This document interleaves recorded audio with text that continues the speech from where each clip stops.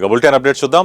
వికలాంగుల పెన్షన్ల పెంపు ఇతర పెండింగ్ సమస్యలను త్వరలో పరిష్కరించనున్నామని మంత్రి సీతక్క తెలిపారు. మలక్పేట బదిరుల ఆశ్రమ పాఠశాల, మాసబ్ ట్యాంకులోని అందుల పాఠశాల, సరూర్ నగర్లోని వికలాంగుల పాఠశాలలో వికలాంగుల కార్పొరేషన్ చైర్మన్ ముత్తినేని వీరయ్యతో కలిసి విద్యార్థులకు దుప్పట్లు పంపిణీ చేశారు. ఈ సందర్భంగా మంత్రి మాట్లాడుతూ మూగా చెవిటి విద్యార్థులకు కేవలం 10వ తరగతి వరకు ప్రత్యేక పాఠశాలలు ఉన్నాయని, త్వరలో ఇంటర్ కళాశాలల ఏర్పాటుకు చర్యలు తీసుకుంటామని వివరించారు.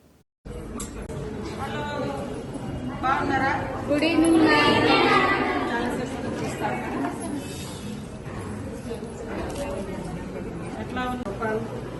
గోపాల్ ఏ ఊరు ఏం చేస్తున్నారు గోపాల్?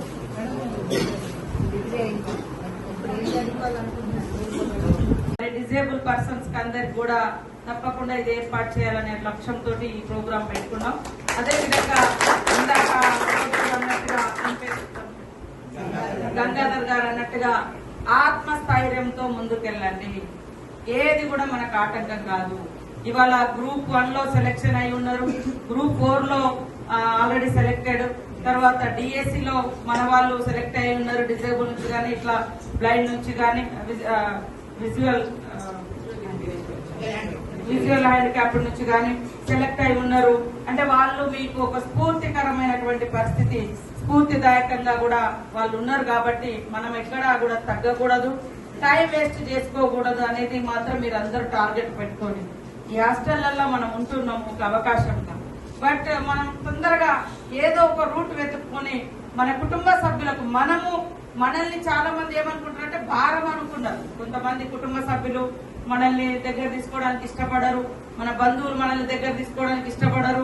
అలాంటి టైంలో మనం కొంతమంది చదువుకోవడానికి వచ్చిన వాళ్ళు ఉన్నారు, కొంతమంది ఇంటికాడ అన్ని వసతులుండి కూడా కుటుంబ సభ్యులు మన యొక్క కేర్ తీసుకోకపోతే, కాబట్టి ముఖ్యంగా మీరు ఎక్కువ జాబ్స్ మీద కాన్సన్ట్రేట్ చేయండి. నిన్న ట్రాన్స్జెండర్స్ కూడా వాళ్ళు కూడా ఎందుకు ఈ సొసైటీ ఒక వెకిలిగా చూస్తుంది, అంటే వీళ్ళు ఎందుకు పనికిరారు అట్లా ఇట్లా చూస్తుంది. కానీ వాళ్ళని కూడా వాళ్ళలో ఉన్న టాలెంట్ ఎన్ని గంటలైనా నిలబడగలుగుతారు, ఎక్కడైనా ఆపగలుగుతారు ట్రాన్స్జెండర్స్. సో వాళ్ళని హోమ్ గార్డులుగా ట్రాఫిక్ దగ్గర అట్లా జాబ్స్ ఎంత 80 మందికి 40 మందిని first time CM Revanth Reddy గారు జాబులలో పెట్టడం